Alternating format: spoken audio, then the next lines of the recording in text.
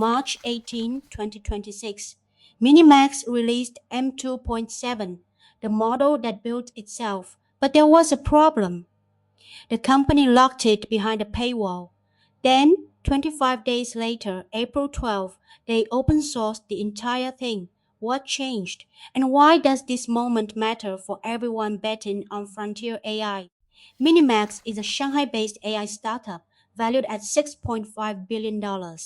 For 18 months, they built open source credibility. M2 in October 2025, MIT licensed. M2.5 in February 2026, open weights. Then M2.7 broke the pattern. M2.7 is the first production model to openly claim it improved itself. Over 100 rounds, M2.7 executed a loop, analyzed failure trajectories, plan changes, modify scaffold code, run evaluations, keep or revert, no human intervention. Result: 30% performance improvement on internal benchmarks.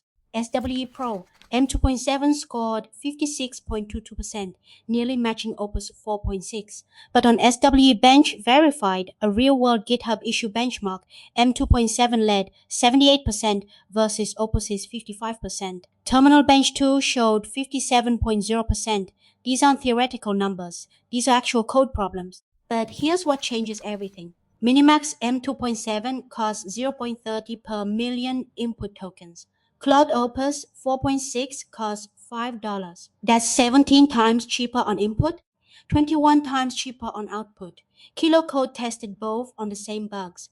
Both found all 6 bugs and 10 security issues. M2.7 costs 0.27 total. Opus costs $3.67. 90% of the quality, 7% of the cost. Here's the part that matters. MiniMax went public in early March at 6.5B valuation, built on open source reputation, M2 MIT licensed, M2.5 open weights. But on March 18, M2 7 arrived with a paywall, API only, no downloads, no fine-tuning, no self-hosting. The community reacted, discourse erupted. Then April 12, weights released on Hugging Face. The narrative flipped.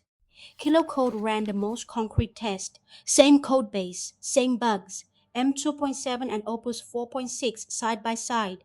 Both found all 6 bugs and all 10 security vulnerabilities. Opus produced more tests and deeper fixes. M2.7 delivered solid working patches. Total cost for M2.7, $20. Opus 367s. The headline became instant: 90% quality, 7% cost. Software engineers switched overnight. One developer, John Jenga, wrote a Medium post titled, "When I tried MiniMax M2.7 on Claude Code, I stopped wasting money." The post went viral. Developers started measuring GitHub issue resolution, production debugging, ML competition automation. Terminal Bench 2 M2.7 hit 57%. The pattern emerged: frontier-level coding at fraction of the price tiers. But communities aren't blind. Many M2.7 benchmarks come from MiniMax themselves. SWE Pro, SWE-Bench, self-reported. Independent verification is catching up. On Bridgebench Vibe coding tasks, M2.7 actually scored lower than its predecessor M2.5. Benchmark cherry-picking is real. The caution is documented. Trust SWE-Bench verified first. Question the rest. M2.7 is part of a larger story. Z.I released GLM5 Turbo, also proprietary, also closed after hype. Leading Chinese AI startups that build reputations on open source are now pursuing proprietary frontier models. This signals a strategic pivot in an industry that became known for open weights contributions. The question: is this a temporary monetization play before opening again, or a permanent shift? Several unknowns remain. Why did MiniMax close M2.7 then reverse in 25 days? Pressure from developers, pricing strategy shift, or genuine community feedback? The MoE architecture, 10B active parameters, is efficient, but can it scale? Is M2.7 a one-off or the beginning of a product line? And for enterprises, are there latency concerns, data residency issues, or regulatory questions that Opus handles better?